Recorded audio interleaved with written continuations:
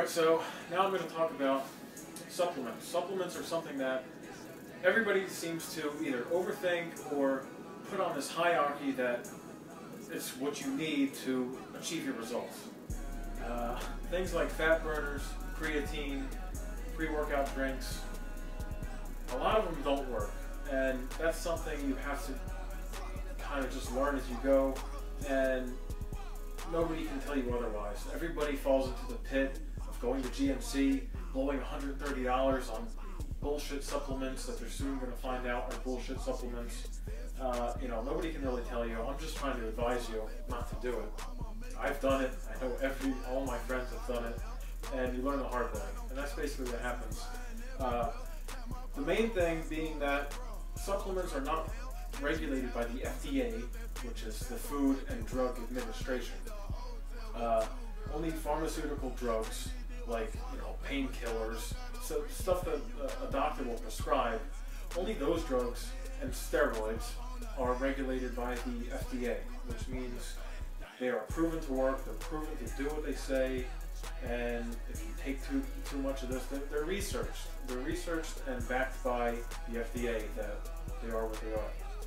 Basically, supplements, I get pissed off because I buy a muscle magazine, a bodybuilding magazine, and 70% of it is filled with advertisements, and that's all it is. It's just a business, and they're trying to make it seem like the bodybuilder in the picture that's taking steroids has taken this supplement, Nitrotech or Celltech, this creatine. They have taken that, that's all they've taken, and that's what they look like. He started taking it this month, and this is what he looks like before and after. It's all garbage. Basically, the only thing that I have found out that really works is protein powder, and that's just supplementing another meal. If you can't eat a steak, slam down a protein shake, you got that in you, you know what it is. Pre-workout drinks, it's basically just caffeine and nitric oxide, maybe a little creatine, and that gives you vasodilation, which means when you're stressing out a muscle, you can, your body provides more blood into the veins, which basically transports nutrients and vitamins and minerals and all that stuff that you get from eating.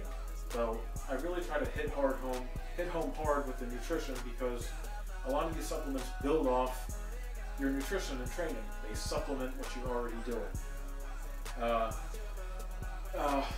Now, steroids are kind of taboo to talk about, and they are frowned upon from everyone from friends and family to girlfriends to spouses, everyone alike. Everyone kind of wants to bash steroids, but the truth of the matter is, yes, they are illegal, and yes, they are hard to find legitimate, since they are illegal, of course. But the thing is, I think there's a lot of misinformation, and since it's not legal, research cannot be done to prove that it's either safe, it's not safe. But there's such a huge community on internet forums, and if you know people that take them, and how many people do you hear about in the news dying from steroids? It hasn't happened. Maybe one or two cases in the past decade.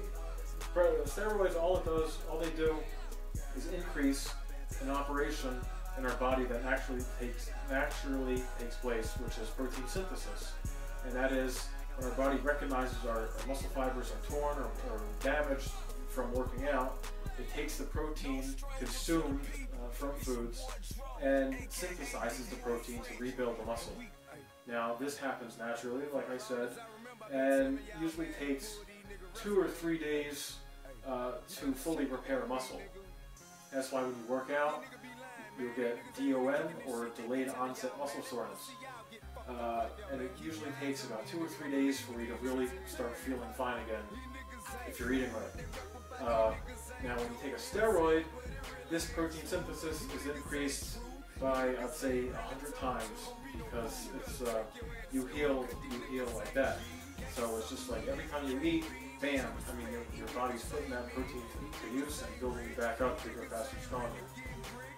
Now, also, with that comes liver damage if you're taking pills, you can get an infection if you're taking a needle. I mean, it's really for experienced people only.